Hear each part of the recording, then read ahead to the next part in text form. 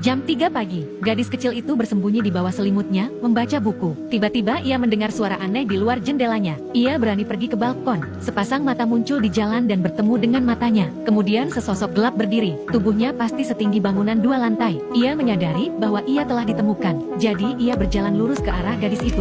Gadis itu panik dan berlari kembali ke tempat tidur. Tetapi tangan besar itu datang tepat melalui jendela dan meraihnya. Dia meraih gadis itu dan lari dengan gadis itu dalam pelukannya. Dia sangat cepat dan penyamaran yang cukup bagus. Seorang pejalan kaki melintas. Dia memblokir lampu jalan tepat pada waktunya. Bersembunyi dalam kegelapan. Sebuah mobil lewat. Dia dengan cepat berlutut di belakang truk dan berpura-pura menjadi tumpukan barang. Seorang warga keluar untuk membuang sampah. Ia berdiri di depan 2 pohon, tanpa merasa tidak pada tempatnya. Dia benar-benar berlari melalui lapangan. Dengan satu lompatan besar ia menyeberangi jalan. Sprint yang keras adalah hembusan angin. Ia membawa gadis itu melintasi pegunungan dan lautan, dan melalui awan petir. Akhirnya ia tiba di sebuah gua besar. Itu dipenuhi dengan segala macam benda aneh dan tidak biasa. Gadis itu tergantung di dahan pohon dengan selimutnya. Dia mengintip ke dalamnya. Di sini, seorang raksasa sedang mengasah pisau. Di sana ada sebuah jendela. Gadis itu mencoba melarikan diri, memanjat sepanjang batang pohon. Tepat saat ia mendorong jendela terbuka, ia terlempar ke dalam panci oleh raksasa. Gadis itu ketakutan. Raksasa itu mengatakan kepada gadis itu, ada banyak raksasa di luar sana yang memakan manusia. Tergantung pada selera mereka, mereka memiliki nama khusus untuk mereka. Me? You think because I'm a giant that I'm a man goblin cannibal? Gadis itu bahkan lebih ketakutan. Pria raksasa tua itu menghampirinya dengan wajahnya. Anda berpikir karena saya seorang raksasa.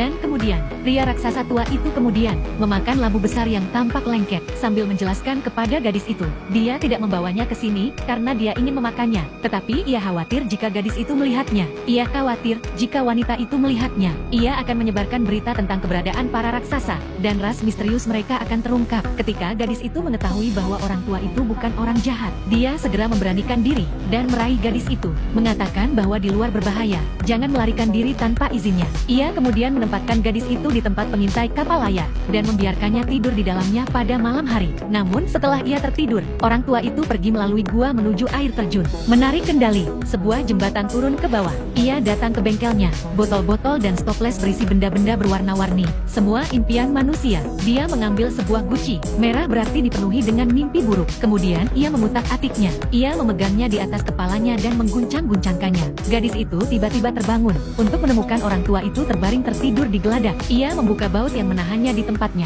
Ia menyodok jendela dengan galak. Gadis itu berhasil melarikan diri, berlari melewati rerumputan yang lebih tinggi dari dirinya. Tiba-tiba sebuah tangan besar menerobos bumi dan menghalangi jalan gadis itu. Gadis itu berteriak minta tolong. Tetapi orang tua raksasa yang tidak jauh dari sana memilih untuk duduk diam saja. Gadis itu tertangkap tinggi di udara. Saat berikutnya dia akan jatuh ke dalam mulut jurang. Ketika gadis itu terbangun lagi, untuk menemukan dirinya duduk di menara pengawas dalam keadaan utuh, ternyata orang tua itu baru saja menanamkan mimpi buruk dalam dirinya untuk mencegahnya melarikan diri. Ia telah menanamkan mimpi buruk dalam dirinya. Di pagi hari, orang tua itu sedang minum minuman hijau. Gadis itu menyadari bahwa gelembung-gelembung di dalamnya mengarah ke bawah. Dia belum pernah melihat minuman bersoda yang aneh seperti itu. Jika gelembung ke atas membuat Anda bersendawa, Nama.